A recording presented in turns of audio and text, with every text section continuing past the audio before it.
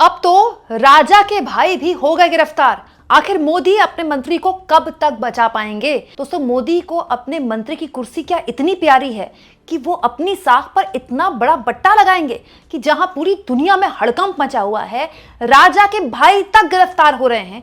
मोदी अपने मंत्री का एक तरह से संरक्षण बने हुए हैं। दोस्तों, पूरी दुनिया में इस वक्त हड़कंप मचा हुआ है और इस वक्त की बहुत ही बड़ी खबर आपके सामने मैं रख देती हूं।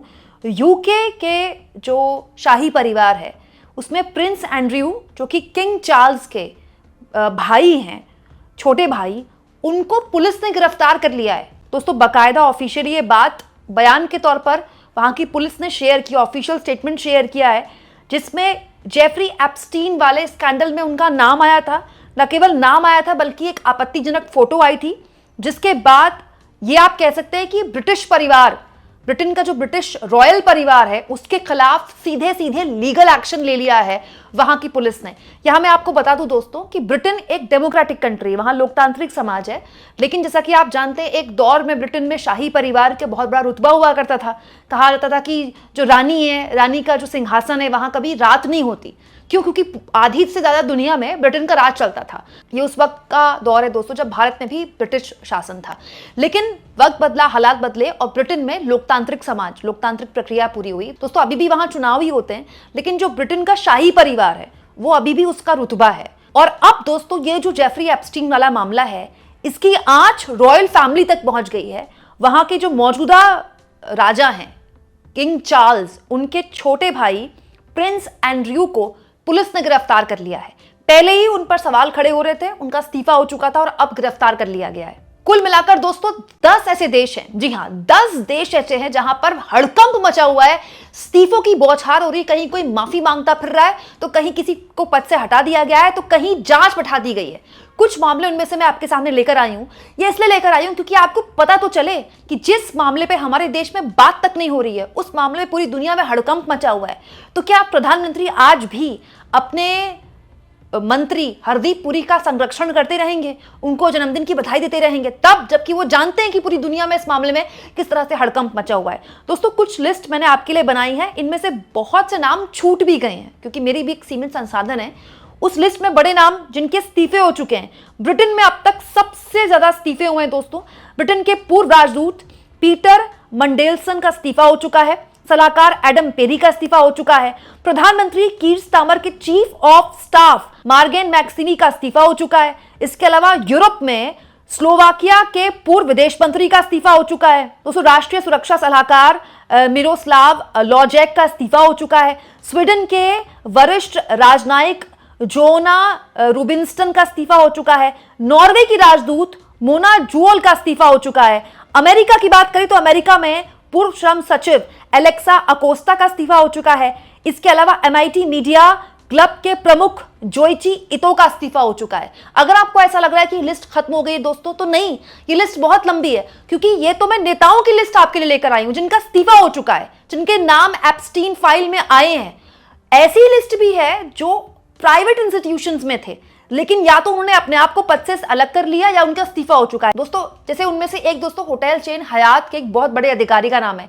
हयात एक ऐसी होटल चेन है जिसके होटल्स पूरी दुनिया में हैं और वर्ल्ड क्लास होटल है। उसको लेकर एक बड़ी खबर है। होटल चेन हयात होटल्स के कार्यकारी अध्यक्ष अरबपति थॉमस प्रिचकर का इस्तीफा हो चुका है। वर्ल्ड की टॉप लॉजिस्टिक कंपनियों में से एक DP वर्ल्ड के CEO बिन सुलेयान का इस्तीफा हो चुका है। गोल्डमैन सैक्स की शीर्ष वकील कैथी रुएम्पलर का इस्तीफा हो चुका है। ब्रिटेन के किंग चार्ल्स तृतीय के छोटे भाई प्रिंस एंड्रयू का तो इस्तीफा हो ही चुका है, अब तो खैर उनको गिरफ्तार कर लिया गया है। दोस्तों, फुटबॉल टीम न्यूयॉर्क जायंट्स के सह मालिक स्टीव टीकर का इस्तीफा हो चुका है। UNHRC के स्वीडन के अध्यक्ष जियोबा का इस्तीफा हो चुका है। 10 देशों में 15 प्रोफेशनल्स, नेताओं और बैंकर्स के इस्तीफे हो चुके हैं। और ऐसे बहुतायत चेहरे हैं जिनके इस्तीफे नहीं हुए लेकिन वो माफी मांगते फिर रहे हैं। उनमें से एक बिल गेट्स भी हैं दोस्तों।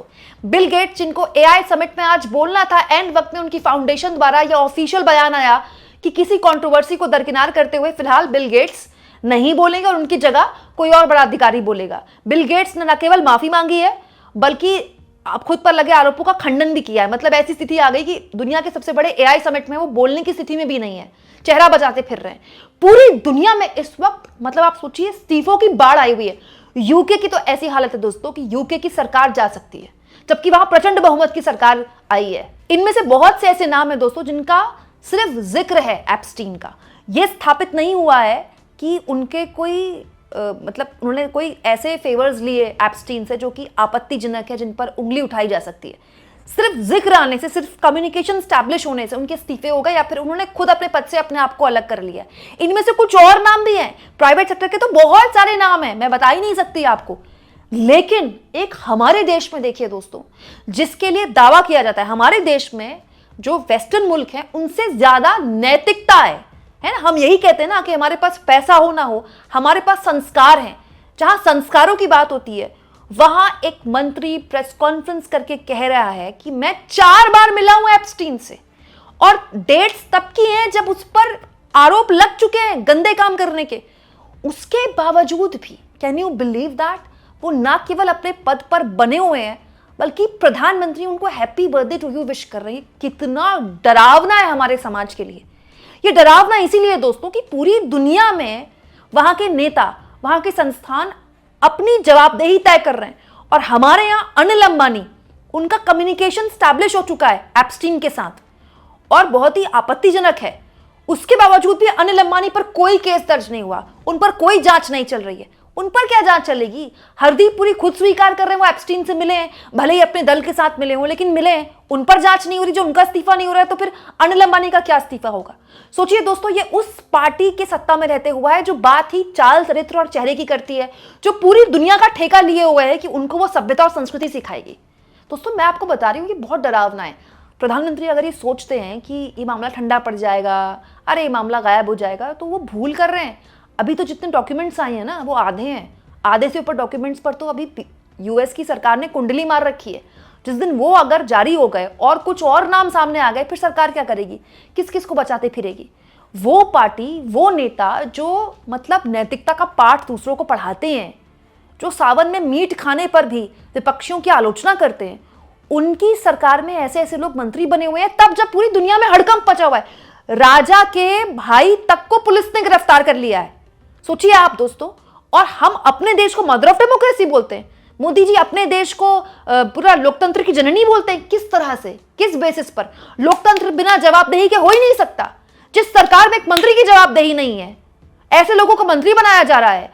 तब जब विपक्ष के नेता पवन खेड़ा ने दोस्तों बाकायदा ये दावा किया है कि ये झूठ बोल रहे हैं हरदीप पुरी, ये 10 से ऊपर बार मिले हैं, 60 से ऊपर बार इनकी ईमेल में आदान प्रदान हुए हैं, तो दोस्तों बड़ा सवाल है कि मोदी इस जोखिम को समझ नहीं रहे हैं कि जो आरोप हरदीप पुरी पर लग रहे हैं, कल को नरेंद्र मोदी को न केवल वर्तमान बल्कि इतिहास को भी जवाब देना पड़ेगा कि आपने ऐसे मंत्री का इस्तीफा नहीं लिया सिर्फ इसीलिए क्योंकि अगर आप इस्तीफा लेंगे तो एक छवि खराब हो जाएगी कि हमारे पद, हमारे जो सरकार है उसमें इस्तीफे होते हैं। और दोस्तों होने चाहिए इस तरह के मामलों में इस्तीफे। दोस्तों इस मामले में इस्तीफे इसलिए होने चाहिए क्योंकि ये कोई करप्शन का मामला नहीं है। इस देश की सरकार इस देश के रसूखदार लोगों के आगे और गरीब आदमी के आगे एक संदेश सेटअप कर रही है, एक मैसेज दे रही है कि अगर आप रसूखदार हैं, आपके पास अंधाधुंध पैसा है, तो आप कुछ भी कर लें, आपके सारे पापों से आपको मुक्ति मिल जाएगी। क्यों? क्योंकि आप मंत्री हैं, क्योंकि आप बड़े उद्योगपति हैं। मतलब आप सोचिए ये कितना डरावना है एक आम आदमी के लिए कि नैतिकता के पैमाने पर भी, अरे आप मंत्री से इस्तीफा ले लीजिए, उन पर जांच बैठाइए, अगर जांच में कुछ नहीं निकला तो उनको दोबारा मंत्री बना दीजिए, लेकिन इंतजार करना कि मामला ठंडा पड़ जाएगा। मुझे लगता है नरेंद्र मोदी की राजनीति का ये बहुत बड़ी गलती है। कोई तो है उनकी टीम में जो उनको गलत सलाह दे रहा है। इस तरह के मामलों को भी अगर नरेंद्र मोदी कवच के तौर पर बनेंगे, अपना संरक्षण देंगे मंत्री को, तो ये उसके बाद सीधा सवाल उन्हीं पर आता है कि आखिर वो क्यों बचा रहे हैं ऐसे मंत्री को। और विपक्ष यही सवाल पूछ रहा है सत्ता पक्ष से। दोस्तों अब जब राजा के भाई तक की गिरफ्तारी हो गई तो हम किस बात का इंतजार कर रहे हैं? कमेंट बॉक्स में जरूर लिखें, और जितना हो सके दोस्तों चैनल को शेयर भी करें और सब्सक्राइब भी।